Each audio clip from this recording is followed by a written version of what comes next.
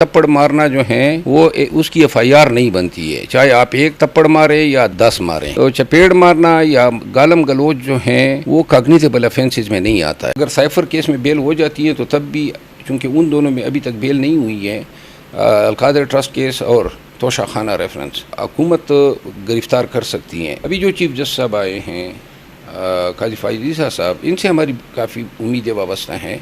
उन्होंने बार बार कहा है कि मैं कॉन्स्टिट्यूशन के साथ खड़ा हूँगा। इन हालात में पाकिस्तान तहरीक इंसाफ के जितने भी लोग जबर के तहत बयान देंगे, पार्टी की नज़रों में ना उनकी उकत कम होगी और ना उनके बयानों की वजह से हम कोई तहकीर की नज़रों से इनको देखेंगे। बहुत से बाज़मीर जज अभी भी कानून और कानून की हुक्मरानी के साथ खड़े हैं। बिस्मिल्लाहिर्रहमानिर्रहीम। मेरे साथ मौजूद हैं चेयरमैन पीटीआई लीगल टीम के सीनियर मेंबर शेर अफजल खान मरवत। हम उनसे बात करते हैं। शेर अफजल खान मरवत साहब, अभी हाल ही में आपकी जो है वो जावेद चौधरी के प्रोग्राम में तल्ख कलामी हुई और फिर हाथापाई तक बात आ गई। बज़ाहिर आपने थप्पड़ भी मारे और आपकी बेल भी हो गई है।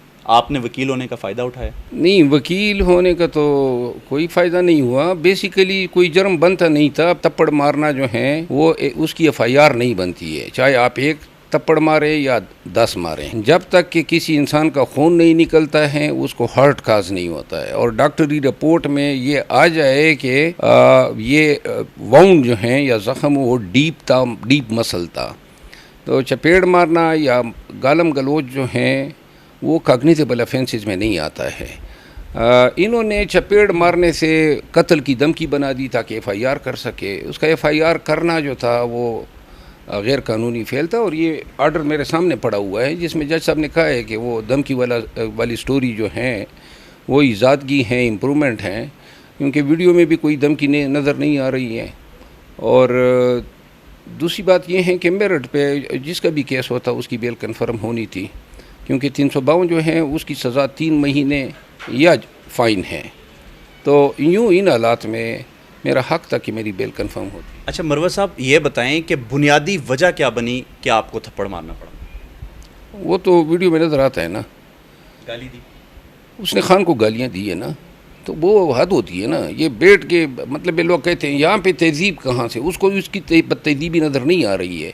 और मेरा चपेट बदतहजीबी के ज़ुमरे में गाली देना, किसी को काफिर कहना, यहूदी कहना चपेट से ज़्यादा जो है मकरूह फेल है। तो लिहाजा जो मम्मी डैडी क्लास हैं वो कहते हैं कि नहीं जी आपको भी मुंह से या ज़बान से जवाब देना चाहिए था। तो ज़बान से क्या, मैं उनके लीडर पे ये इल्ज़ामात लगाता, मैं अच्छा लगता, तो लिहाजा जो मैंने मुनासिब समझा किया। अच्छा मरवत साहब, ये बताएं चेयरमैन पीटीआई के जो केसेस हैं उनका स्टेटस क्या है? कितने केसेस में बेल वो आपको नज़र आ रही है और आपको क्या नज़र आ रहा है कि चेयरमैन तहरीक इंसाफ कब तक आवाम के दरमियान मौजूद होंगे? अहम बेल जो हैं परसों हैं, मंडे को साइफर केस में बेल लगी हुई है। बाकी जो 2 नेब के केसेस हैं उनमें भी चूँकि ऑलरेडी प्री अरेस्ट इनमें खारिज हुई थी खान साहब की, और इस वजह से खारिज हुई थी कि खान साहब अदालत पेश नहीं हुए थे क्योंकि वो अटक जेल में थे। अब अटक जेल से वो ख़ुद तो आ नहीं सकते थे, हुकूमत लाई नहीं और अदालत ने तलब नहीं किया। सज़ा भी खान साहब को दी और उनकी बेलें जो थी 25 केसेस में खारिज हुई, लाहौर में भी और इस्लामाबाद में। फिर इसके अगेंस्ट हम गए हाई कोर्ट और हाई कोर्ट ने बड़ा अच्छा एक फ़ैसला दिया जिसमें उन्होंने 9 बेलें जो थी वो वापस रिस्टोर कर दी उसी स्टेज पे जो 5 अगस्त के स्टेज पे थी। बकाया जो बेल हैं 2 रहती हैं, उन 2 बेलों में वही आर्डर होगा इंशाल्लाह, क्योंकि उसी बेंच के सामने हैं जिन्होंने दीगर बेलों के हवाले से ये व्यू दिया है। लेकिन अगर साइफर केस में बेल हो जाती है तो तब भी, चूँकि उन दोनों में अभी तक बेल नहीं हुई है, अलकादर ट्रस्ट केस और तोशा खाना रेफरेंस, तो हुकूमत गिरफ्तार कर सकती हैं। लेकिन अगर उसमें भी हमें रिलीफ मिल जाती है तो साइफर केस के बेल से पहले, तो फिर जो है खान साहब रिहा हो जाएंगे। अदालत थोड़ी बहुत रिलीफ दे रही है, ये नहीं है कि पूरी जुडिशरी जो है वो क्रम्बल हो चुकी है। हमारे कई और बल्कि बहुत से बाज़मीर जज अभी भी कानून और कानून की हुक्मरानी के साथ खड़े हैं। आपने बहुत सारे लोगों को देखा जिनको उन्होंने रिहा किया, बहुत सी कोशिशें हुई, प्रेशर हैं, लेकिन इसके बावजूद भी वो जज साहिबान डटे हुए हैं। तो लिहाजा यही तो हमारी उम्मीद है। अगर इन जज साहिबान की उम्मीद भी न होती तो फिर तो दीवार से टकराने वाली बात होती थी। तो लिहाजा मैं ये कहूँगा, अभी जो चीफ जस्टिस साहब आए हैं काजी फाइज ईसा साहब, इनसे हमारी काफ़ी उम्मीदें वाबस्ता हैं। उन्होंने बार बार कहा है कि मैं कॉन्स्टिट्यूशन के साथ खड़ा हूँगा, हमें सिर्फ आईनी हकूक़ का तहफ़्फ़ुज़ चाहिए, बाकी किसी का एहसान, किसी की नेकी दरकार नहीं है। लेकिन हमें कानून के मुताबिक ट्रीटमेंट मिले। आर्टिकल 4 यही कहता है। हमारी जो बुनियादी हकूक़ है, जिसकी कस्टोडियन है अदालत कॉन्स्टिट्यूशन कोर्ट्स, वो सिर्फ इतना ही मुमकिन बना दें कि पाकिस्तान के लोगों की बुनियादी हकूक़ जिस तरीके से पामाल हो रहे हैं वो सिलसिला थम जाए। मियाँ नवाज शरीफ भी 21 अक्टूबर को पाकिस्तान आने का कह चुके हैं। काफ़ी इन्होंने शोशा छोड़ा है कि जी लोग बेताब हैं मियाँ साहब को वसूल करने की। तो बेताबी के पीछे कोई वजह तो होनी चाहिए। 16 महीने अभी इसके भाई ने यानी मियाँ साहब ने खुद हुकूमत की। महंगाई, बदआमनी, क्या कौन सी ऐसी चीज़ रह गई है जो उन्होंने तरके में या मीरास में नहीं छोड़ी। करप्शन के स्कैंडल अभी एक एक करके सामने आ रहे हैं। तो दूसरी बात यह है, 4 साल से मियाँ साहब जो थे अदालतों से भागे हुए थे और आराम से ज़िंदगी गुजार रहे थे। अब आके कहेगा कि जी मैं चूँकि आपके उमंगों का तर्जमान हूँ, लीडर हूँ। लीडर तो इस तरह होते हैं जिस तरह खान साहब जेल में बैठा हुआ है, तमाम तकलीफ़ और अज़ियतों को फेस कर रहा है।